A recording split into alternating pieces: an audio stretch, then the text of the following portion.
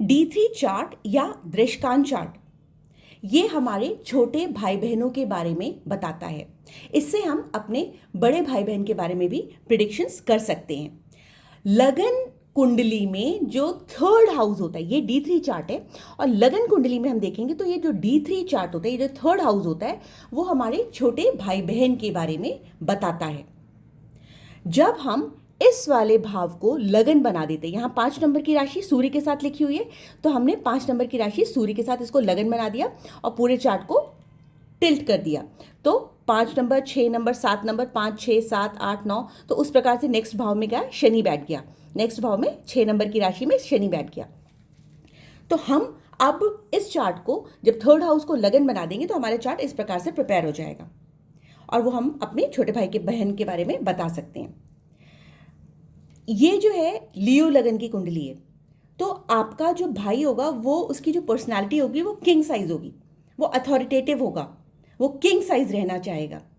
उसकी जो स्पीच होगी वो थोड़ी रूखी होगी। क्यों? क्योंकि यहाँ पे शनि बैठा है। यहाँ पे सूर्य बैठा था तो सूर्य रिप्रेजेंट करता है अथॉरिटी को, यहाँ पे शनि बैठा है स्पीच के भाव में, तो ये आपकी कठोर रूखी वाणी को रिप्रेजेंट करता है। इसमें इमोशंस नहीं होंगे, ये ड्राइनेस के साथ बिहेव करेगा। किसी को भी कुछ कहना होगा तो ये झिझकेगा नहीं। सैटर्न इन सेकेंड हाउस हमेशा आपकी वाणी को रूखा बनाता है और ऐसा बंदा इमोशनली आपसे अटैच नहीं होता। ठीक है।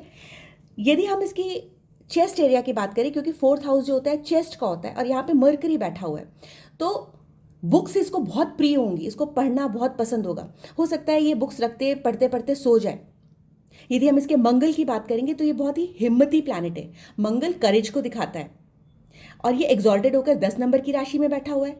मंगल 10 नंबर की राशि में उच्च का होता है और ये अपनी चौथी दृष्टि से कहाँ देख रहा है? चौथी दृष्टि से यहाँ देख रहा है।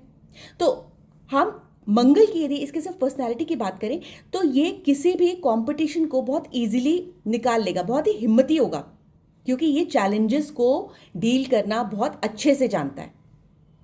उसी प्रकार से यदि हम इसके फ्रेंड सर्कल की बात करें तो फ्रेंड सर्कल में इसका केतु बैठा हुआ है। 11th हाउस जो होता है हमारे फ्रेंड सर्कल का होता है। इसके हो सकता है मैक्सिमम 3 फ्रेंड्स हो, ज़्यादा फ्रेंड्स नहीं होंगे, और यदि वो फ्रेंड्स स्पिरिचुअल होंगे तभी वो उसके पास रह पाएंगे, अदरवाइज ये अपना अकेले रहना पसंद करेगा। इसको मेडिटेशन रहना, अकेले रहना, अपने काम में खोए रहना वो पसंद होगा। तो इस प्रकार से हम प्रिडिक्शंस करते हैं। केतु जो होता है वो मेडिटेशन का भी कारक होता है, अध्यात्म का कारक होता है।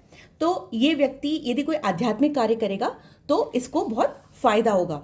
11th हाउस जो होता है वो काम त्रिकोण का होता है, इच्छाओं का होता है, डिजायर्स का होता है। तो इस व्यक्ति की बहुत ज़्यादा डिजायर्स नहीं होंगी, क्योंकि केतु मटेरियलिस्टिक नहीं है। यदि हम इसके कर्म भाव की बात करेंगे तो यहाँ पर वीनस बैठा हुआ है, और वीनस कहाँ पर? वीनस की राशि है, और वीनस जाकर के बैठ गया आपका 9th हाउस में, जो कि हायर लर्निंग का भाव है, ये लॉन्ग डिस्टेंस ट्रैवल का भाव है, ये स्पिरिचुअलिटी का भी भाव है। तो वीनस जाकर के यहाँ पर बैठ गया। तो मान लिया इसकी यदि चंद्रमा की महादशा चल रही है तो चंद्रमा की महादशा में ये हायर स्टडीज करेगा। यहाँ पर जुपिटर भी तो बैठा हुआ है, यहाँ पे हायर स्टडीज करेगा। और जब चंद्रमा की महादशा खत्म होने के बाद जब मंगल की महादशा आएगी तो ये बंदा, क्योंकि इस वाले भाव का कर्म भाव के साथ रिलेशन है, 2 नंबर वीनस को रिप्रेजेंट करता है, वीनस जो है यहाँ पर बैठा हुआ है, तो मंगल की दशा में ये व्यक्ति कर्म भाव मतलब अपने प्रोफेशन को इस तरीके से एसोसिएट कर सकता है कि ये किसी बहुत बड़ी यूनिवर्सिटी में हायर लेवल का प्रोफेसर हो, क्योंकि ये लॉन्ग डिस्टेंस ट्रैवल को भी दिखाता है। तो हो सकता है ये कहीं फॉरेन कंपनी में, फॉरेन कंट्री में चला जाए, क्योंकि 4 नंबर की जो राशि है वो यहाँ पर है, और वहाँ पर के जाकर ऑक्सफोर्ड यूनिवर्सिटी या किसी भी बड़ी यूनिवर्सिटी में जाकर के वहाँ पर पढ़ाए। तो इस प्रकार से हम इसको चेक कर सकते हैं। मंगल टेक्निकल एजुकेशन को भी दिखाता है, तो इसका जो रिश्ता है, रिलेशन है, वो टेक्निकल फील्ड से भी हो सकता है। इस चार्ट से हम अपनी किसी खोई हुई चीज़ की लोकेशन को भी पता कर सकते हैं, या हमारी बॉडी पार्ट में कोई डिजीज़ है उसको भी हम मेकआउट कर सकते हैं कि हमारे को कौन सी डिजीज़ होगी। थर्ड हाउस से जो 7th हाउस होता है, 7th हाउस हमारे स्पाउस का होता है, तो ये हमारा थर्ड हाउस है, ये आपके भाई का थर्ड हाउस है।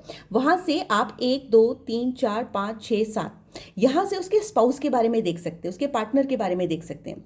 तो उसका पार्टनर हो सकता है बहुत इमोशनल हो सकता है बहुत ज्ञानी हो, और बहुत देखने में भी गुड लुकिंग होगा, उसको लग्जरीज कंफर्ट्स वगैरह बहुत पसंद होंगे। तो D3 चार्ट से हम आपके भाई बहन के बारे में एजुकेशन, करियर, मैरिज, पर्सनालिटी सब कुछ पता कर सकते हैं। ये सारी प्रिडिक्शन आप अपने ही चार्ट से कर सकते हैं। तो ये थी छोटी सी जानकारी D3 चार्ट से आपके भाई बहनों के बारे में बहुत सटीकता से प्रिडिक्शन देने की। यदि आपको मेरी ये वीडियो पसंद आई हो तो please like, share and subscribe ज़रूर करिएगा। And for consultation please call on my number 831-830-7747। Thank you so much for watching.